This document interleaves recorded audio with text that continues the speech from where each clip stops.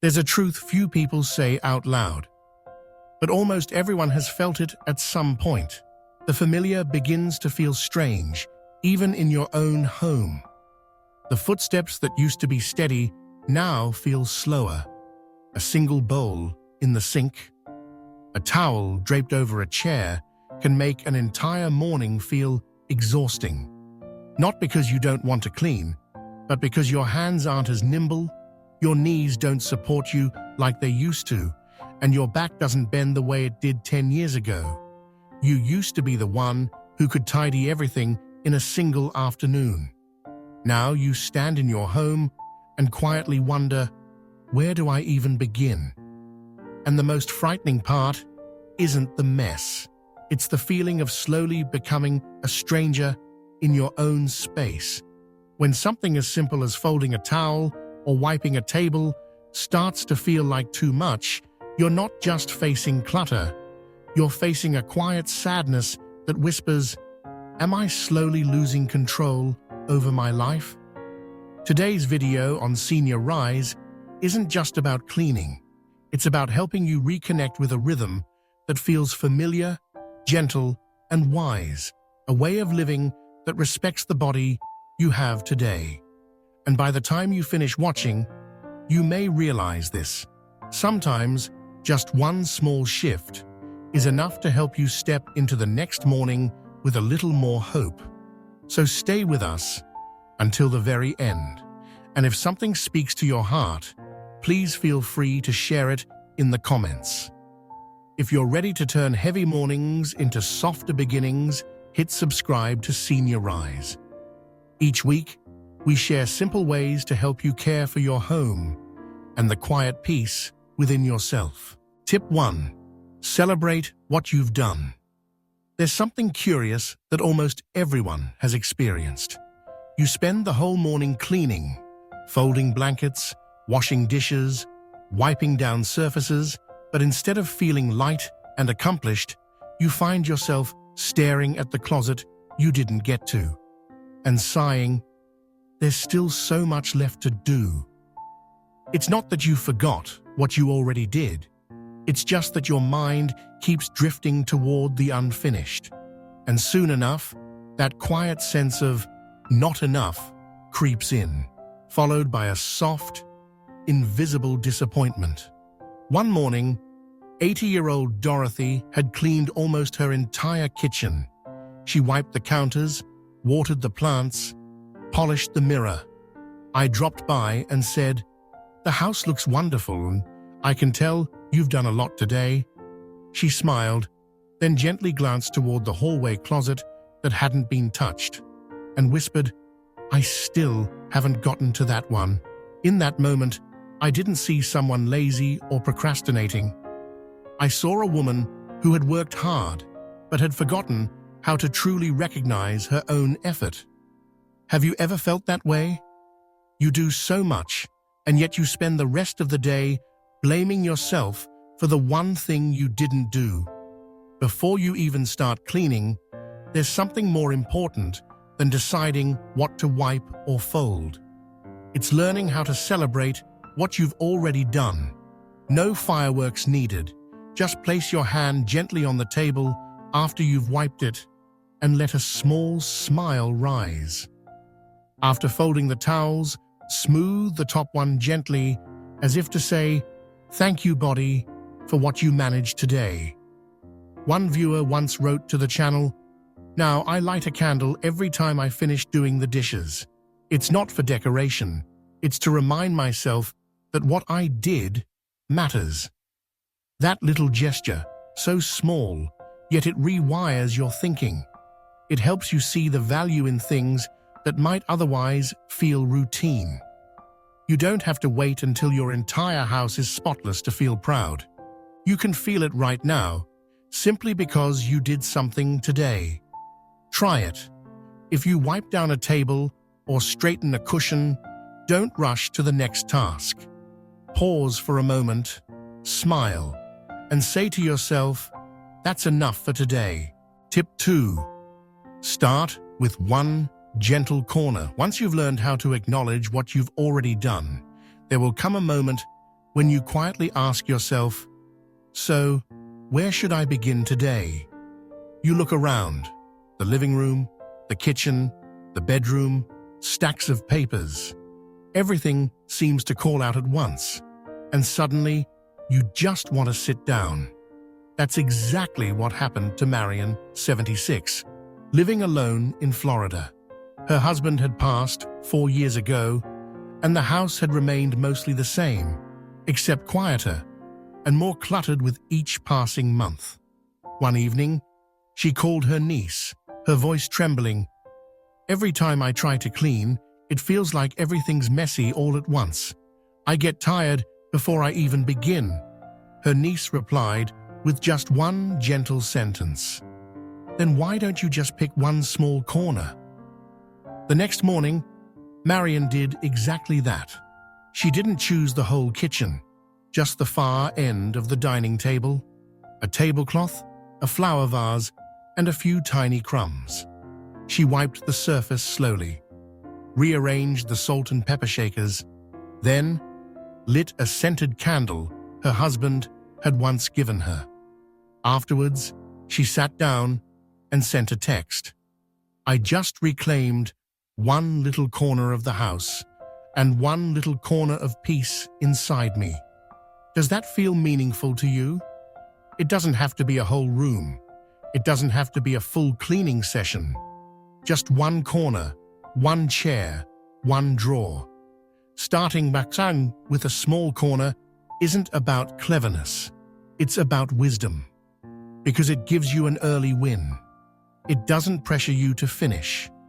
It simply invites you to begin in the gentlest way possible. I want you to imagine this right now.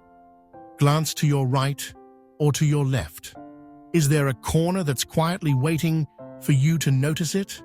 Not calling out, not demanding, just patiently waiting for your care? If there is, don't wait. Because once you tend to that first small corner, your heart will begin to believe something powerful. The rest of it, you can handle too. Tip 3. The 5-item rule. One of the most common reasons older adults give up on cleaning isn't sore legs or a stiff back. It's the feeling of being overwhelmed before even starting. You're standing in the living room, dust on the floor, the tablecloth still wrinkled, pillows scattered across the couch, and a quiet voice inside you whispers, "There's no way I can deal with all this today." That's exactly what happened to Linda, 73. One crisp autumn morning, she set out to tidy her living room. She pulled out a chair, and pain shot through her back. Her hands trembled. Her mind started to spiral. She sat down, closed her eyes, and whispered, "Just 5 things. Just 5." That's how she began. She picked up 5 items: a pillow, a magazine, a glass, a towel, a scrap of paper. That was it. Then she sat back down and took a sip of tea. She did that 4 times that day. Just 20 items. But it was the entire room. Have you ever asked yourself, can I really clean my home without exhausting myself? Yes, you can, with just 5 things at a time. This rule isn't about speed. It's about not giving up halfway. It helps you stay consistent, even if it's just 10 or 20 minutes. Most importantly, it reminds you that you still have control over your space. It shifts your mindset from "everything is too much" to "I can do this, one small piece at a time." Try it now. Look around where you're sitting. Pick 5 small items, clean them, put them away, then stop. Take a deep breath, smile, and let that be enough. If you manage 1 round today, maybe tomorrow you'll try 2. And if someday all you can manage is 1 round, that's still wonderful. Because what you just did isn't just about 5 things. It's about preserving your sense of freedom inside your home. Tip 4. Sit while you clean. There's an old belief that many older adults have lived with To clean properly, you have to stand, you have to bend, you have to move constantly. And that belief, it's what causes so many to stop cleaning altogether. Frances, 75, used to be a very active schoolteacher. Even in retirement, she kept her home neat and tidy. But after developing arthritis in her knees, every cleaning session became painful. Just bending down to organize the shoe rack meant she'd need to rest for 30 minutes afterward. One day, her grandson, a sixth grader, walked into the kitchen and asked, "Grandma, why don't you sit while you do it?" That simple, innocent question opened up something new. From that day forward, Frances placed a small stool near the sink, a folding chair near the closet, and a cushioned bench where she folds laundry. She folded towels while sitting, sorted laundry from her chair, even chopped vegetables at the counter using the same little stool her son gave her for her birthday the year before. You see, the secret to cleaning when you're older isn't doing it faster, it's doing it longer, without pain. And that begins with something as simple as a chair. Have you ever avoided the lower shelf or bottom cabinet because you didn't want to bend down and hear your joints pop? It's not laziness. It's simply that your body today needs a better option. Try it once. Next time you're folding clothes, wiping the floor, or cleaning a cabinet, don't stand. Sit. Use a kitchen chair, a stool, even a cushion on the floor. Your home doesn't need strength from you. It just needs to be touched with care, whether you're standing or whether you're sitting.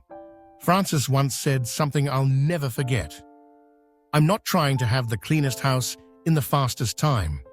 I just want to end the day without soaking my knees in hot water." And sometimes that's the most meaningful goal there is. Tip 5. Stop scrubbing hard. Just soak it. Have you ever picked up a dirty pot and sighed? Not because you don't know how to clean it, but because just thinking about scrubbing it clean makes your wrists ache, your shoulders tense up, and your patience run dry. Jeanette, 78, used to be proud of being the cleanest housekeeper in the neighborhood. Her hands were swift, her grip strong, and her kitchen always sparkled. But over time, her shoulders stiffened, her wrists lost flexibility. She kept trying, until one day, while scrubbing a pot, it slipped from her hands and hit the floor. And she cried, not because of the pot, but because she felt powerless. That afternoon, her neighbor came to visit. She saw the sink full of dirty pans, but said nothing. She simply poured warm water, added a few drops of dish soap, and gently placed the pans in the sink. Then the two of them made tea and chatted about their grandchildren. When they came back, Jeanette was stunned. The grime had loosened. No scrubbing, no pain. From that day on, she changed her perspective. I don't have to prove how hardworking I am with brute force. I just need to be gentle with my home and with myself. Do you hold the same belief Jeanette once did? That housework must involve sweat to be worth it? If so, maybe it's time to shift that thinking with one simple truth. Let water and time do the heavy lifting. Spray cleaner on the stove, then leave it. Soak the pots and pans in the sink, then walk away. Come back after a few minutes and you'll find everything softer, easier to wipe down. You don't have to be stronger. You just have to be smarter and kinder to your body. Jeanette once said something I never forgot. At a certain age, your best friend in the kitchen isn't elbow grease, it's warm water and patience. Tip 6. Put your supplies where the mess happens. Not everyone gives up because they're tired. Many give up simply because the cleaning cloth is too far away. It sounds silly, but it's true. Esther, 79, lives alone in a small ground-floor apartment. She used to be tidy and meticulous until she had a knee replacement. After surgery, she still wanted to keep her home clean, but one thing irritated her most.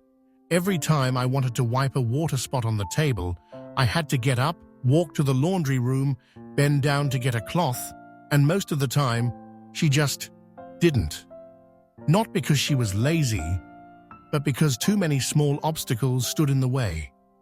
Have you ever been there, wanting to clean, but your supplies are too far, too high, too buried? So you say, "I'll do it later." And later becomes tomorrow, becomes next week. Until one day, Esther's granddaughter came to visit and did something simple. She placed a clean cloth and small spray bottle in the drawer under the coffee table. From that day on, Esther began to clean up right away. No delay, no resistance.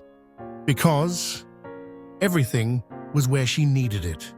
You know, keeping a clean home doesn't require more strength, just fewer obstacles. Take a look around your home.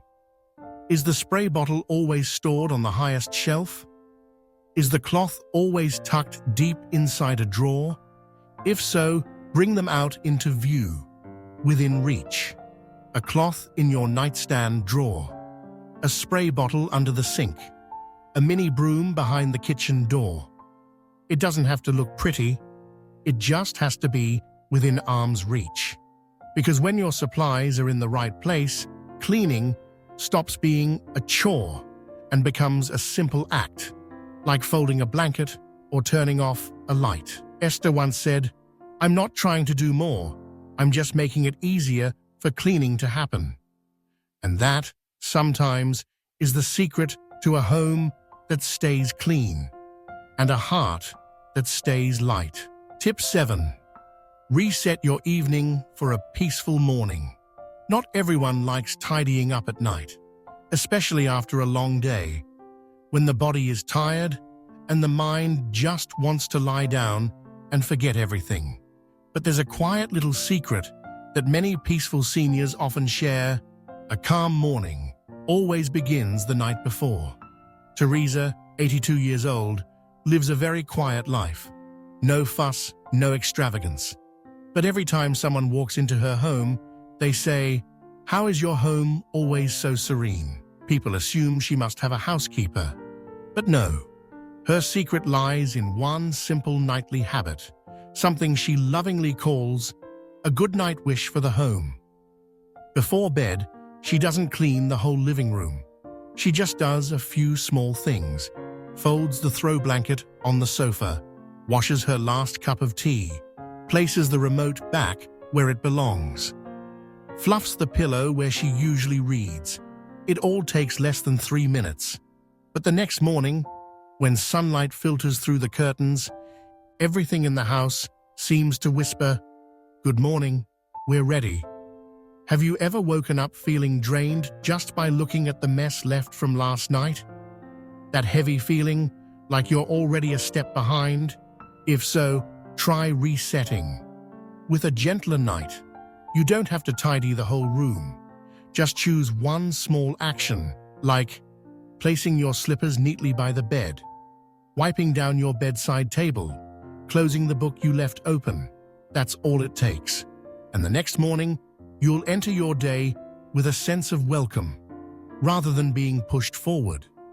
A recent study shows just 5 minutes of tidying before bed can help older adults sleep more deeply and wake up more refreshed. But more importantly, it's an act of kindness you give yourself. Teresa once laughed and said, "I don't do it because I'm afraid of waking up to a mess. I do it because I want to wake up in a space where someone cared, and that someone is me." You've just walked through 7 small tips, not tricks to get things done faster, but 7 ways to slow down, live smarter, and be kinder to yourself.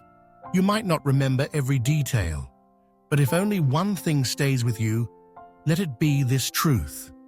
You don't need to do more to feel worthy. You only need to do things more gently, more intentionally, and with deeper self-acceptance. When you celebrate what you have done, even just a neatly folded towel, you're relearning how to acknowledge yourself. When you start with one small corner, you're reclaiming your sense of ownership over your home.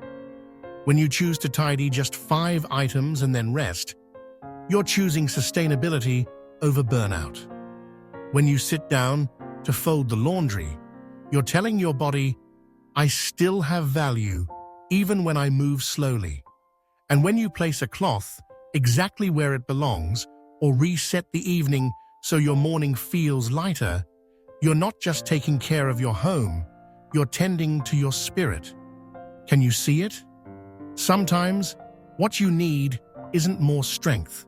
It's a new rhythm, one that's gentler, softer, where you're not pressure-burdened to do it all, yet you can still feel proud that you've begun. I don't know where you are in life or what you're going through. Maybe you live alone. Maybe you've just come out of surgery or a season of grief. Or maybe you're just feeling more tired than before. But I do know one thing. You are not alone. There are so many people just like you, still trying, each day, to live with more kindness toward themselves. And if you've made it all the way here, that means there's still a light inside you. A part of you still wants to hold on to peace, clarity, and gentle control over your home. Nurture that part. And tell me in the comments, which of today's 7 tips gave you the biggest sense of relief? Was it the chair that invites you to sit while decluttering? The evening reset ritual? Or simply the reminder that small wins do count? And if this video gave you a new perspective, please share it with someone you love. And if you'd like to stay with us on this gentle journey, subscribe to Senior Rise, because each week we'll return with soft, practical reflections to help you live a little lighter every day, right within your own home.